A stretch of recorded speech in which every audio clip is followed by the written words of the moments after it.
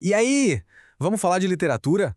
Mas olha, esquece aquela ideia de um monte de livro antigo juntando poeira. A literatura é, na verdade, um campo de batalha, uma briga constante para decidir quem conta a história, como essa história é contada e, o mais importante, para quem. Hoje a gente vai mergulhar nas origens dessa batalha aqui no Brasil para entender como as palavras foram usadas para construir e ainda constroem a nossa identidade. Tá, mas vamos ser sinceros. Por que alguém deveria perder tempo com textos escritos séculos atrás? É uma ótima pergunta, e a resposta é simples. Esses textos não são só papel amarelado. Eles são tipo o código-fonte das ideias, dos preconceitos e até dos sonhos que formam o Brasil que a gente vive hoje. Entender esses textos é, no fundo, entender um pouco mais da gente mesmo. E aqui está o pulo do gato, uma ideia que o poeta Ferreira Goulart resumiu de um jeito genial.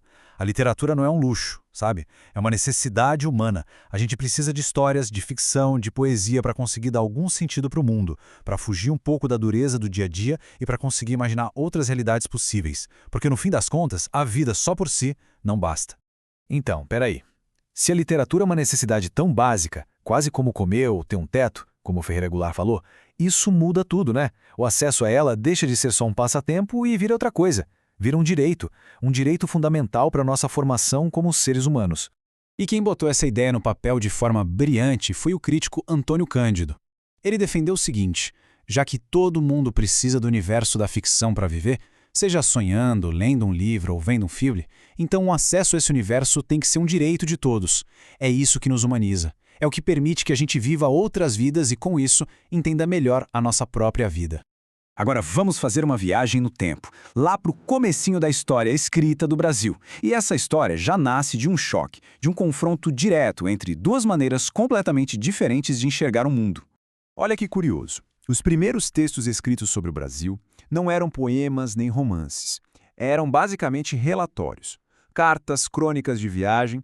Isso ficou conhecido como literatura de informação. E o objetivo era bem claro.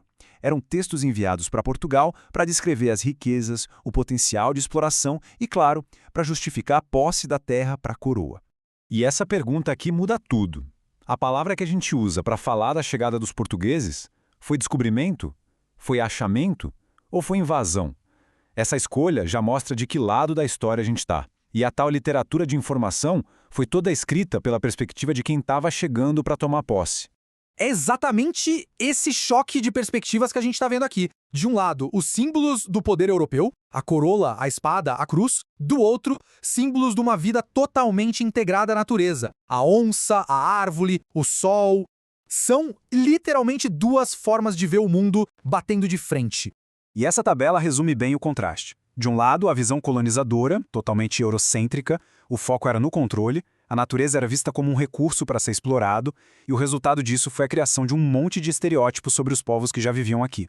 Do outro lado, a visão indígena. O foco era no equilíbrio, na harmonia, a natureza era uma grande teia de conexões entre tudo e todos, e o resultado, diante da chegada do outro, foi a resistência e a luta para preservar a cultura. E essa visão de mundo indígena, que foi totalmente ignorada nos relatórios dos portugueses, sempre esteve viva, pulsando. Ela se expressa na arte, nos rituais, nas histórias contadas de geração em geração.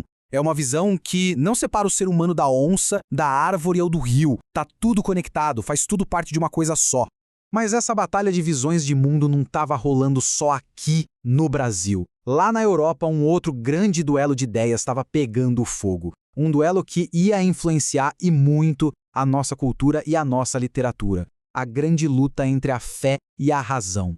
Dá uma olhada nessa imagem. O drama, esse contraste absurdo entre luz e sombra, a emoção explodindo na tela. Isso é o barroco na sua essência.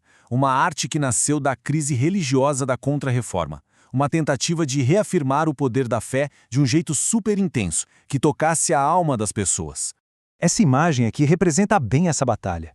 De um lado, a cabeça cheia de conflitos, o coração pegando fogo, a emoção transbordando. Esse é o espírito do barroco. Do outro, a calma, o equilíbrio, a lógica, o ideal que o neoclassicismo ia buscar. O barroco não reinou sozinho. O seu oposto já estava nascendo. Então, resumindo, o barroco é teocêntrico, ou seja, Deus está no centro de tudo. É pura emoção, exagero, conflito. A grande questão barroca era essa dualidade. Como é que eu concilio os prazeres do corpo, do mundo terreno, com a salvação da alma, o divino?